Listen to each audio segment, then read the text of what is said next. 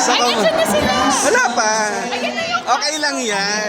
Kamusta, Rhea? Okay naman. Namimiss ka ng mga fans mo. Kailan ng back to showbiz mo at acting? Meron po. Pero for now, I'm enjoying my time with my baby and being a homemade. So I'm just trying to revel in the moment. Kamusta being a mom? Very hands-on ka ba being a mom? I would like to think so. I mean, you know, he and I are both very hands-on and raised there. It's been such a crazy journey. Masaya siya, mahirap, nakakaiyak minsan, but so worth it. Wala bang balak sundan? I mean, ideally naman po, diba? Pero sa ngayon, hindi ba po?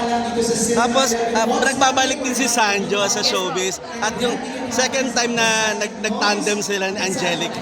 Nag-tandem ng Angelica. Kamusta, kumbaga, yung tandem nila? How do you support them? Of course, they're very comfortable with one another and they're best friends. And it's nice to see them working together because they have a good working relationship and working chemistry.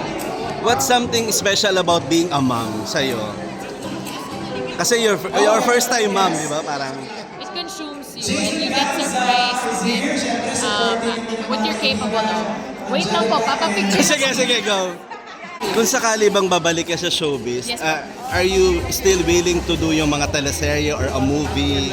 I mean, whatever opportunity comes my way po, for sure, right? Pero sa ngayon naman kasi there hasn't been anything that has come up. So, I'm just enjoying my time with the baby and hopefully something that will be okay with balancing my time lang.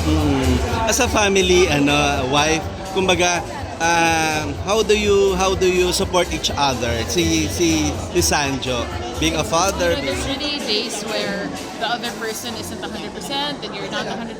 So it's really give and take and it's really sharing the load.